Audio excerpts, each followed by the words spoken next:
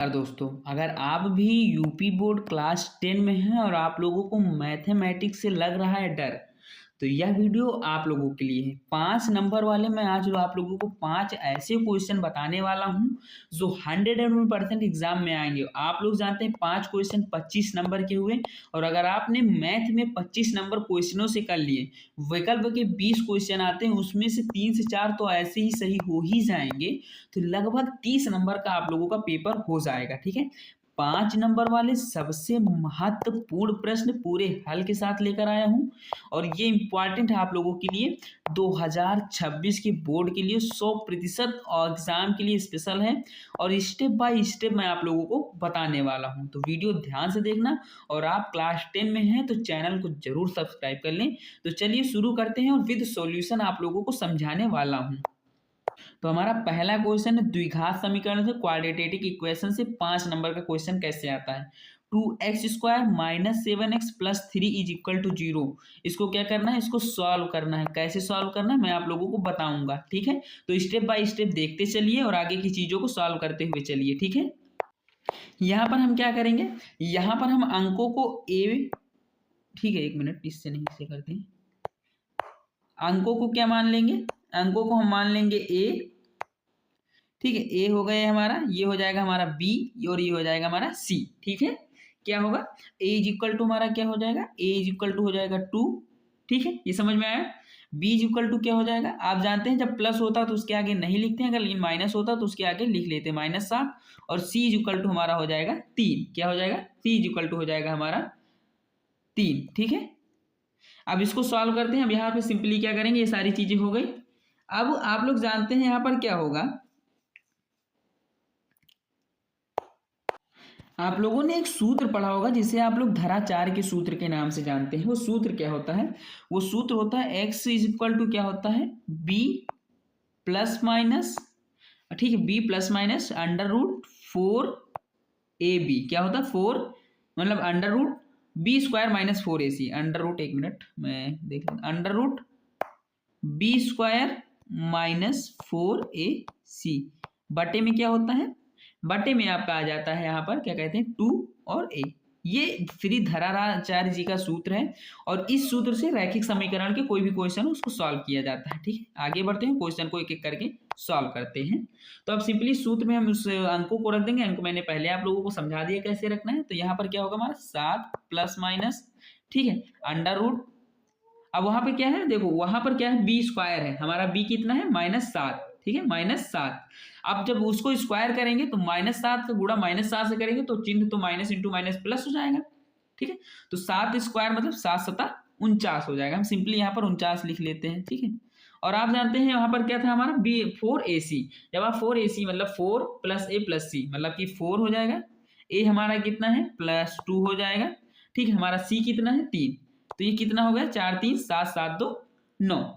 ठीक है, मतलब कि 4 इंटू है ना, हाँ इंटू, ठीक है, 3 2 5 5 20। तो यहाँ पर हमारा 4a कितना हो गया 24 हो जाएगा। ठीक है, मतलब 4ac सभी चीजों को गुणा ही करना है। 3 दूनी 6 6 चौक 24, मतलब कि यहाँ पर कितना हो जाएगा -24। ठीक है, अब इंटू ब्रैकेट में कितना हो जाएगा हमारा, अब नीचे 2a कहा गया और a कितना है हमारा 2 है, इंटू 2 कितना हो जाएगा 4।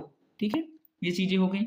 अब सिंपली यहाँ पर क्या होगा, यहाँ पर सिंपली आप लोग जब इसको सॉल्व करेंगे तो 7 प्लस माइनस, एक बार प्लस करना है एक बार माइनस करना है। ठीक है, तो हमारा ऊपर कितना हो जाएगा 7 + 5, क्यों होगा, क्योंकि 49 से 24 घटाएंगे तो कितना बचेगा, माइनस लगा हुआ है।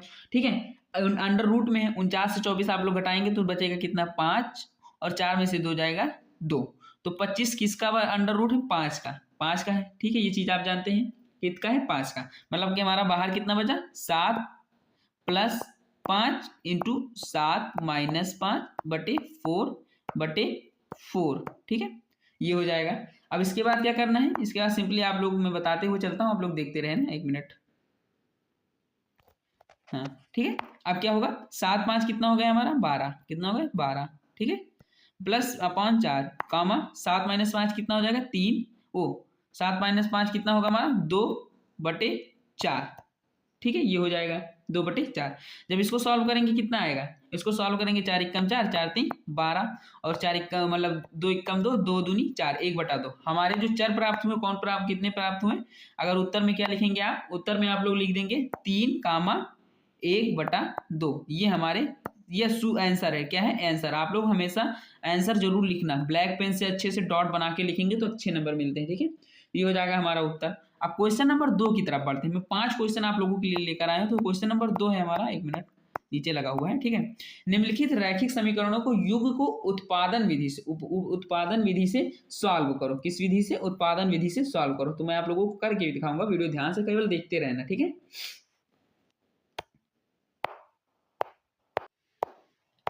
देखो इस तरह के क्वेश्चंस में आप लोग जानते हैं करना क्या होता है। इस तरह के क्वेश्चंस में किसी एक चर को बराबर किया जाता है। ठीक है, जैसे ऊपर 3x + 2y = 11 लिखा, नीचे 2x - 2y लिखा है।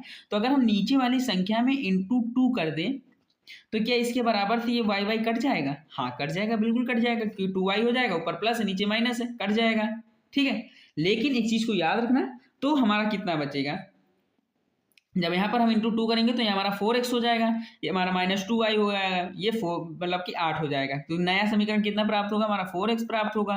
ठीक है, -2y प्राप्त होगा, प्लस कितना = कितना प्राप्त होगा, 8, ये प्राप्त होगा। लेकिन जब हम यहाँ पर 2 रखेंगे, मतलब कि यहाँ पर 2 रखेंगे, y खत्म हो जाएगा, तो हमारा x का मान भी तो निकल के आएगा। x का मान कितना निकल के आएगा, जब इसको सॉल्व करेंगे तो हमारा x का मान निकल के आएगा 19/7। ठीक, कितना निकल के आएगा, 19/7 निकल के आएगा। आप लोग सॉल्व कर लेना, बहुत आसान है, वरना मैं विधिवत तरीके से आपको समझाता भी। ठीक है, अब आगे बताता हूँ, 1 मिनट। कितना निकल के आएगा, 19/7। अब जो x का मान निकल के आया आप लोगों का 19/7, उसी को आप दूसरे समीकरण के या तो पहले समीकरण में लिख लीजिए या दूसरे में रख लीजिए। जैसे मैंने मान लो यहाँ पर रखा मैंने, ठीक है, उसी का मतलब कितने में रखा, मान दूसरे में रखने पर। तो दूसरा हमारा कितना है, जैसे आप जानते हैं 2x कितना है, 2, 19/7 रख देंगे इसके स्थान पर। ठीक है, यहाँ पर क्या करेंगे, सिंपली -y और प्लस में कितना हो जाएगा, = 4 हो जाएगा। अब इसको सॉल्व करेंगे तो यहाँ पर y का मान प्राप्त हो जाएगा। जब y की = कितना निकलेगा हमारा, y = निकल के आएगा 10 की पावर मतलब 10/7। तो यहाँ पर हमारे दोनों मान निकल के चले आए। कितना कितना मान निकल के चला है, हमारा चला है x का मान निकल के चला है, कितना है 19/7।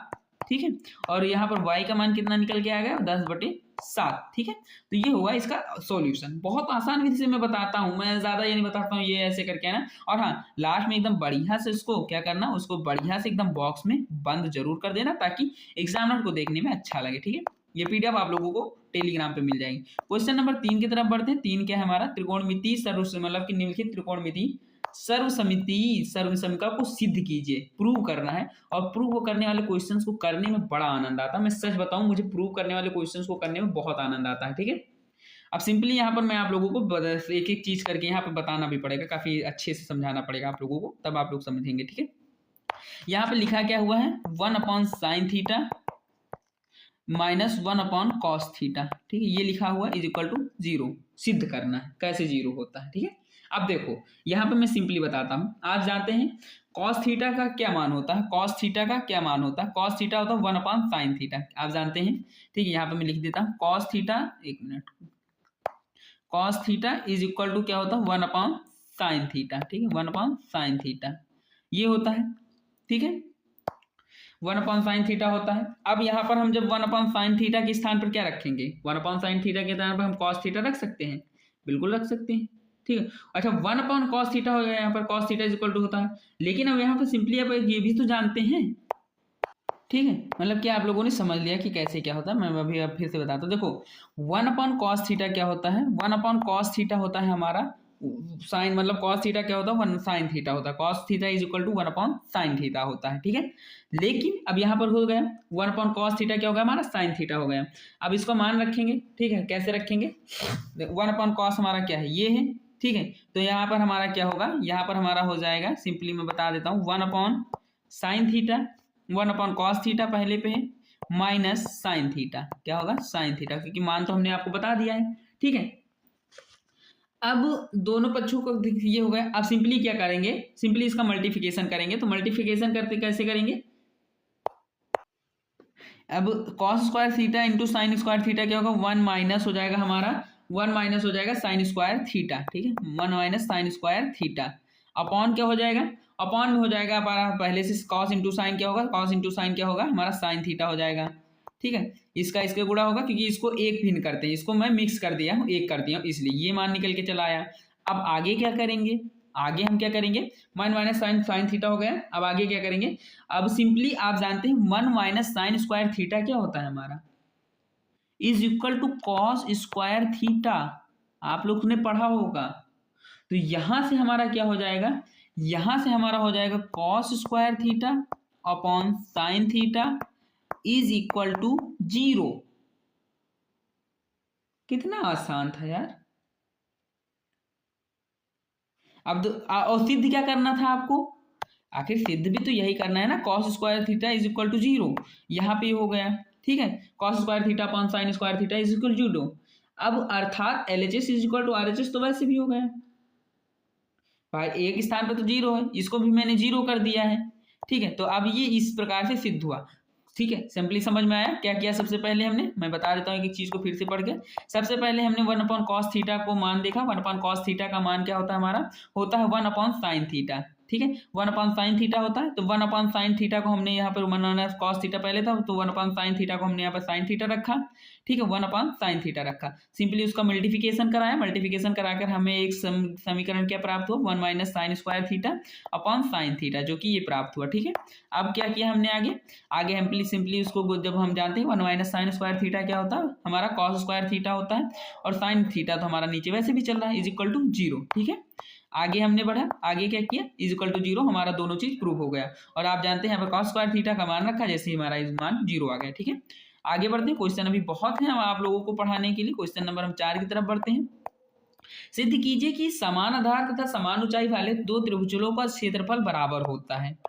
देखो हमारा क्वेश्चन क्या कह रहा है कि सिद्ध कीजिए कि समान आधार तथा समान ऊंचाई वाले दो त्रिभुजों का क्षेत्रफल बराबर होता है, यही तो सिद्ध करना है। अब इसमें सिद्ध भी क्या करना है मैं बताता हूँ। इसमें समान आधार की बात की गई है, ठीक है, क्या बात की गई, समान आधार की, ठीक है। तो समान आधार का मतलब हम जानते हैं समान आधार की क्या होगा, मतलब दोनों त्रिभुजों के समान आधार हैं, तो BC इज इक्वल टू क्या हो जाएगा हमारा EF हो जाएगा, ठीक है। यही तो इसमें बोला सिद्ध कीजिए समान आधार तथा समान ऊंचाई, ठीक है, ये हो गया। सिद्ध क्या करना है, और यह क्या बोला है, हाइट भी तो सेम बोला, H1 is equal to H2 हो जाएगा, ये दो चीजें इन्होंने बोला है। हमें सिद्ध क्या करना है, मैं वो सिंपली आप लोगों को बता देता हूँ। हमें सिद्ध करना है area of ABC is equal to area of DEF, क्षेत्रफल ही तो सिद्ध करना है।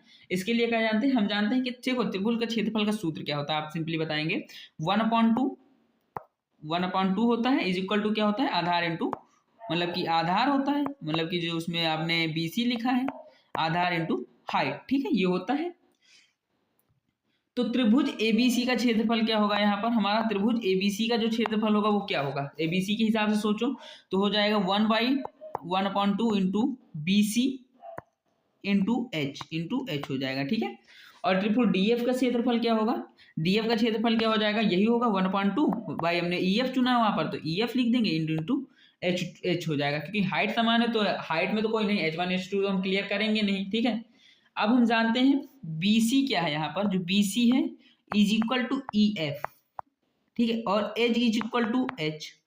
आपको केवल क्वेश्चन बनाना है, समस्या ये बात नहीं 5 नंबर लाने, तो थोड़ा सा यहाँ पर विधिवत वैसे भी करना है, नहीं तो वैसे भी सूत्र समान है, आप बहुत आसानी से कर सकते हैं इसको, लेकिन थोड़ा सा लंबा करिए, ठीक है। अब यहाँ पर क्या होगा, जो आपका 1/2 इंटू BC इंटू H है इज इक्वल टू हमारा हो जाएगा EF कर देंगे 1/2 इंटू EF इंटू H, ठीक है, EF इंटू H के बराबर हो जाएगा। अब यहीं से सिद्ध हो गया, सारा कुछ तो बराबर हो गया।